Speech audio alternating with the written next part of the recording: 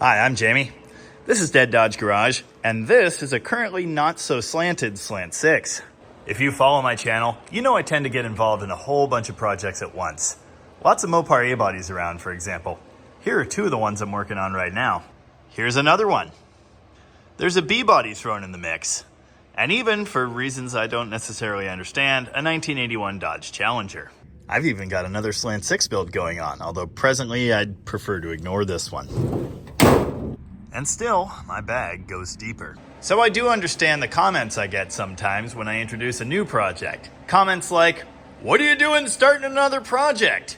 Why aren't you working on this project? Why isn't the Slant Turbo done? Why aren't you doing Barracuda burnouts?" I could be working on either of these cars right now, but I'm waiting for parts. Waiting for an engine block. Waiting for the desire to weld for 3 weeks straight. The point is, there's a method to my madness. I work on things as it makes sense, as they fit into my schedule, and as they need to happen. So the other thing you should know about this project is that I've literally been putting it off for a year. This is going to be my first performance-built, naturally aspirated 225 Slant 6. And I'm pretty excited about that, actually. I'm building this engine for my friend Vivian's 1963 Dodge Dart GT. I've actually already put a transmission in that car, among other things, over the years. I've gone through multiple tuning sessions trying to get that 63 Dart to run the best that it can. And finally, the last time I saw it, I did a compression check. It was at that time we learned the 225 under the hood currently is not necessarily in the best of health. Now, she installed that engine way back in like the late 90s or early 2000s, and it's always been a relatively sweet runner until the last couple years. When talking about options, I mentioned the greatness of the lightweight 80s Slant 6. Now, I have experience with these engines, specifically with this exact engine, because it used to be under the hood of an 83, let's say, D150 long bed that I owned for a time at my old shop. I never had paperwork for that thing, so I kind of just used it as a rolling scrap bin, but every now and again, I'd fire it up, which it always did willingly after months, and go do burnouts in the street. The 225 in that truck, this exact 225, was the best running Slant 6 I have ever experienced in my life. And the reason for that, as I would learn later in Uncle Tony's Understanding the Slant 6 video, is in these 80s engines, they lightened the block and the crankshaft. Those factors combined to make a lighter, happier Slant 6. We actually have a running lightweight Slant in the fleet, and it's the one here under the hood of the Daily Driver Barracuda project. I haven't started it in like a week.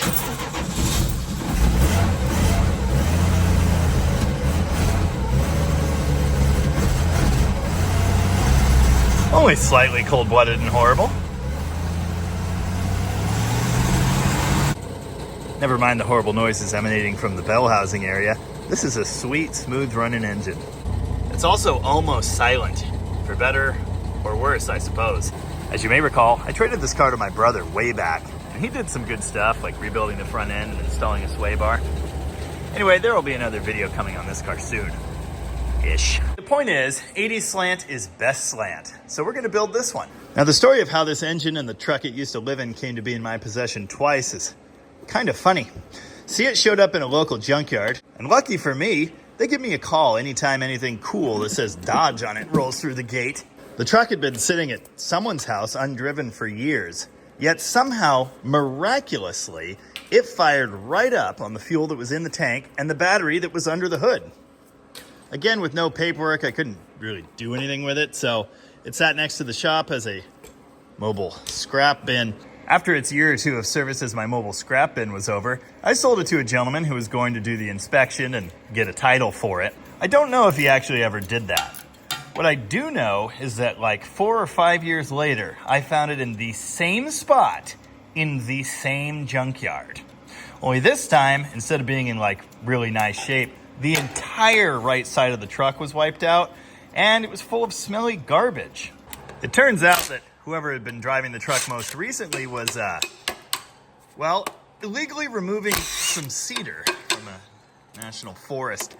So they got arrested, and the truck got impounded, and it ended up back at the same junkyard, which I still find hilarious. So clearly this truck has been through some years of abuse and neglect, as well as being an accessory to a crime.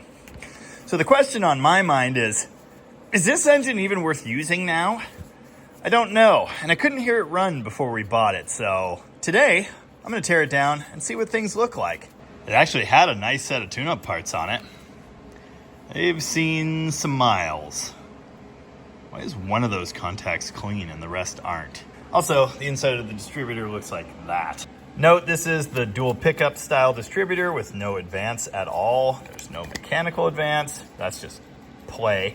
And there's no vacuum advance either.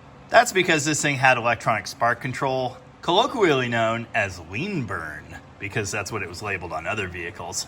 That system is kind of a nightmare. On this truck, I never had any problems with it. But of course, I wasn't doing thousands of road miles either. It's even got a Wix oil filter. If you've ever bought a Junkyard engine before, you know those guys tend to be real butchers. And this is no exception. There are cut wires, broken truck dipstick tube, hoses of course, various beat up accessories. Luckily, I don't need any of that stuff. None of this truck stuff is going to be useful at all in the Dart build. The oil pan, these ruined cracked manifolds, the late valve cover and brackets, we don't need any of it. I probably will save this late carburetor core. What model is this? Holly 1945 or 1948? Something like that. If you've watched many of my Slant 6 equipped car revivals, you know the Holly 1920 carburetor is the absolute bane of my existence. In fact, there's one I smashed with a big sledgehammer, right up here out of the frame. But these later carbs, they're actually kind of alright. I think my favorite is still the Carter BBS, but we'll call this a close second. This will either come apart or it'll break the fuel pump in half. Oh, well, it came apart. Okay. This is the later clamp style distributor instead of having the goofy hold down. Oh, and it's loose. Okay, that's good. Now I can reach the bolt. We will be saving the hold down and the plate. We'll need all of that. This is gonna sound crazy, but I've never actually rebuilt a Slant 6 at all. They don't usually need that.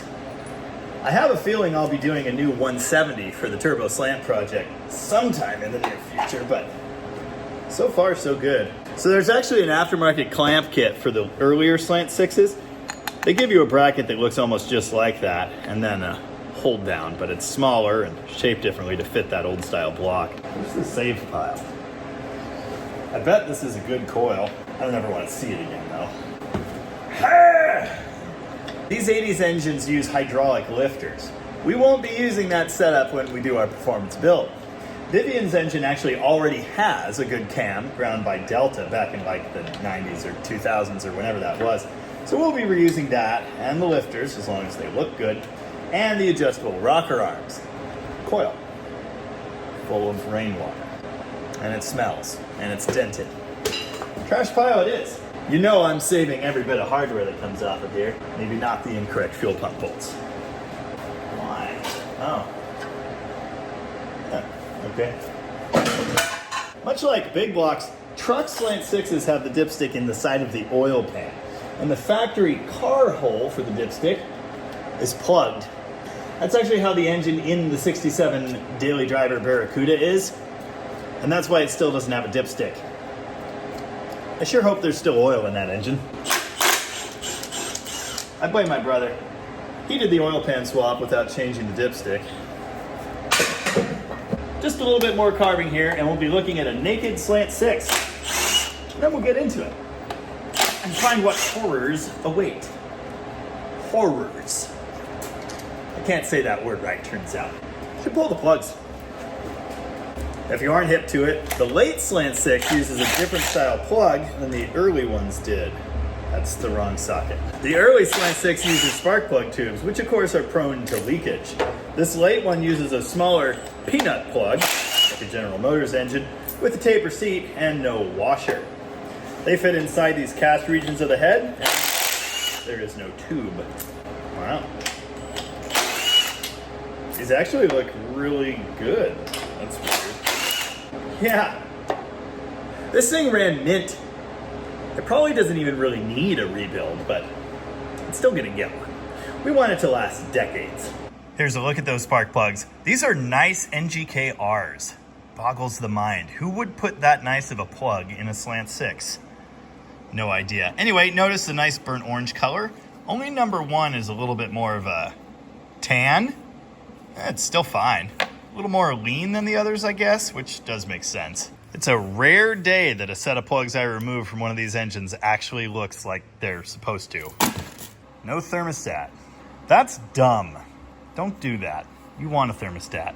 Anyway, I'll definitely be saving this housing for future batches. I've got a shortage of these. In Slant 6 and V8 flavors, actually. I also try to save every single throttle return spring I get my hands on. I need these all the time. I was trying to figure out where this nice clean water is coming from. This thing was out in the rain for like 5 hours, so it could have been that. No, it's the cooling system. Yeah, not seeing much green in that. Tippy tip tip. Come on.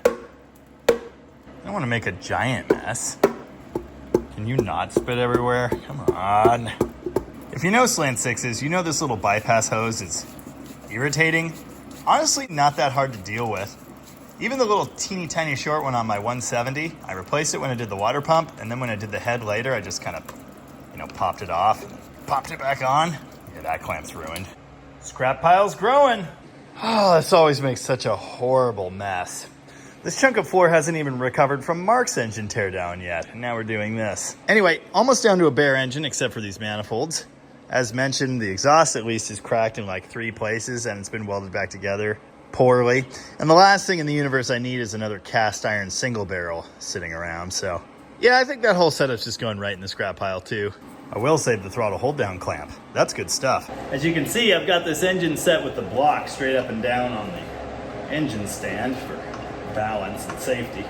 Because of that, the manifolds are hanging down at an angle, and what that means is as soon as I get this last fastener off, this thing's gonna try and fall on my nuts. These things aren't light either. Of course, they're cast iron. I've gotten a lot of practice with these lately, doing the turbo slant build. Okay, sometime today.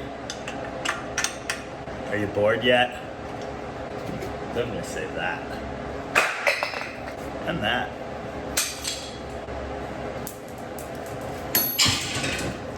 Onto your butts. Ooh.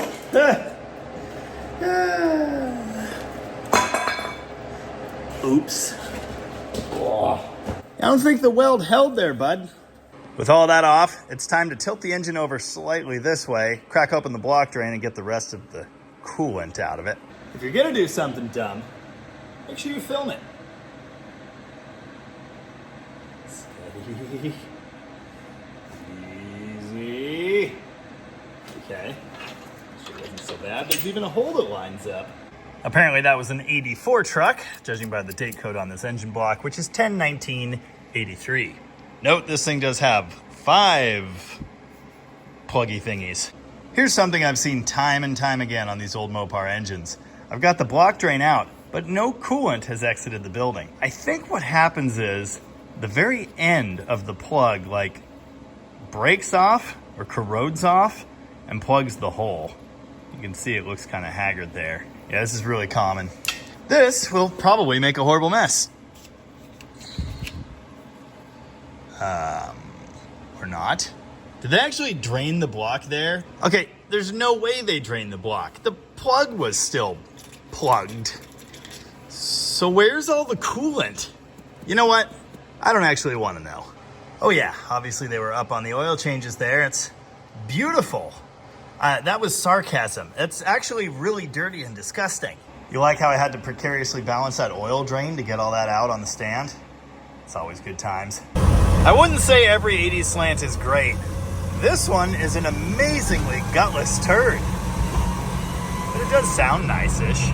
Sometime later, and then remove the valve cover.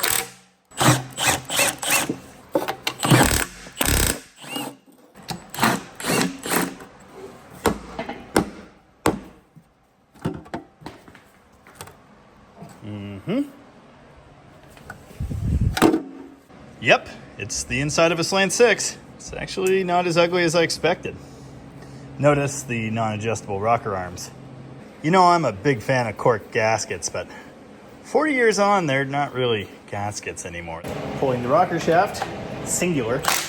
Always go from bolt to bolt loosen them gradually, mostly. So the shaft comes up relatively evenly and hopefully it doesn't get bent.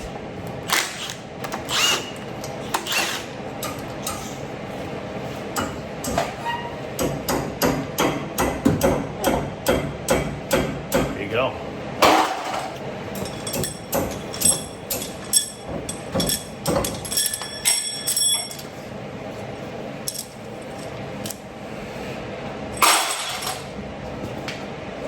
Sometimes I break head bolts free with the impact gun, but that's not a good idea, and I don't advise you do that.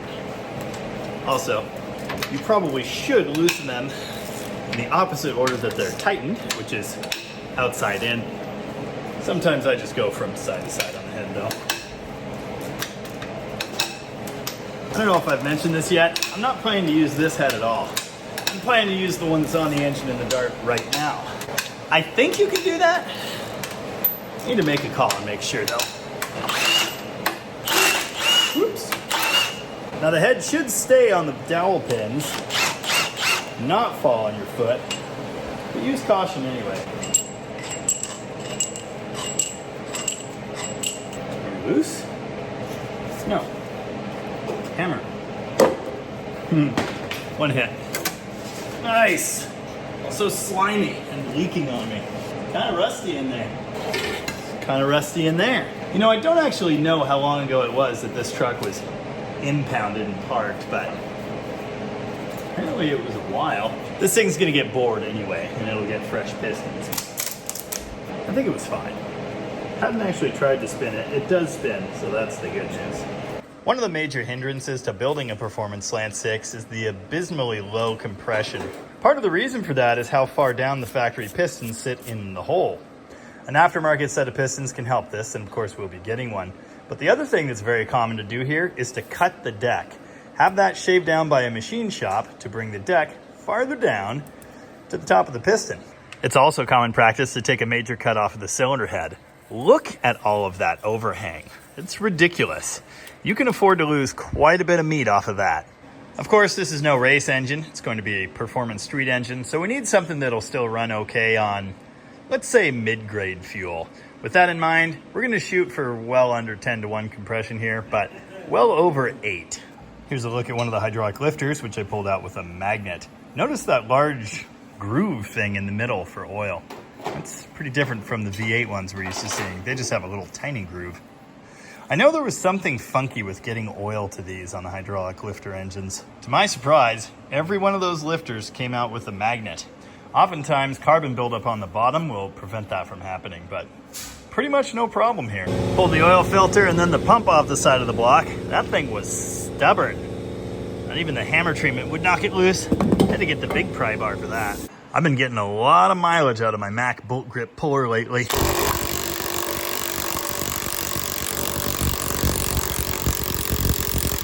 Woo! Ah, thought I had it. Did I list? Yeah, you see I forgot one bolt. Whee! Hey look, more oil. Didn't see any chunks. Well, one chunk. That might be silicone. Some light surface rust, interestingly enough. And just a bit of sludge, but overall, not bad. And in the scrap pile it goes. Probably won't use this late timing cover with the goofy timing tab. Maybe I won't throw this one straight in the scrap pile like the rest of the stuff. Yeah, screw it. In the pile it goes. I never want to see that again. Timing chain, frequent issue on the Slant 6, and yeah, this one was due. Notice it does have the nylon gear, which is still in one piece, I think. That cam did not want to come out. I wedged a flathead screwdriver behind the washer behind the cam bolt, and I kind of worked it back and forth, and did eventually let go.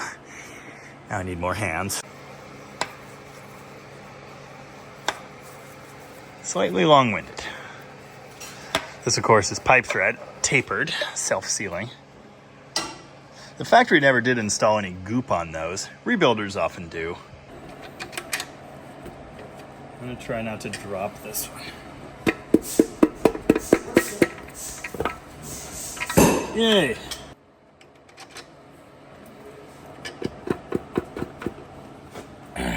block is so tall, it's hard to get my knee under there. There we go. Well, that is nice. Irony of ironies, now that I'm done tearing down the slant, my Christmas present from Mark showed up. It's an engine stand drip tray, which I need desperately. Spooky. Aluminum rear seal cap, because the Slant 6 is pretty much a big block. Thank you. It's so hard to do things while holding a camera. Unlike just about every small block I've ever torn down, the action on this crank is great. The thrust is normal, not horribly clunky. All the bearing surfaces are nice, or mostly nice. I did notice an interesting pattern on several rod bearing journals. I believe the term for this is brinelling or brinelling. It's something like that. Anyway, what it means is a pattern that shows up on a hardened bearing surface, which of course this is. I think this is actually what's known as false brinelling, because it's not really an indentation, but it looks like one. Anyway, I'm pretty sure a polish will take care of all of that. Otherwise, this crank looks really nice, at least on the rod journals. Yeah.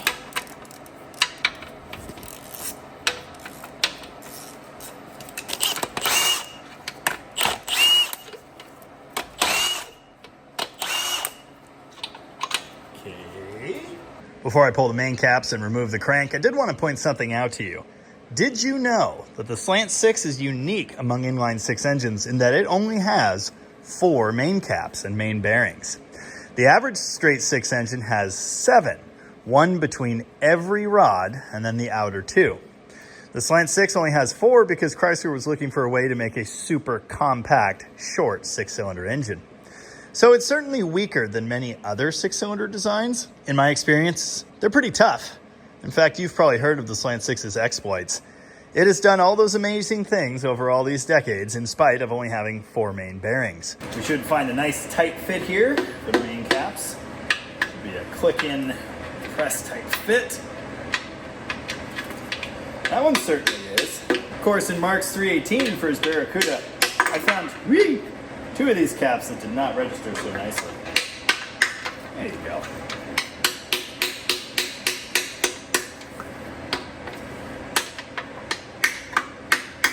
As in the small block LA engine, the thrust bearing is on the number 3 main.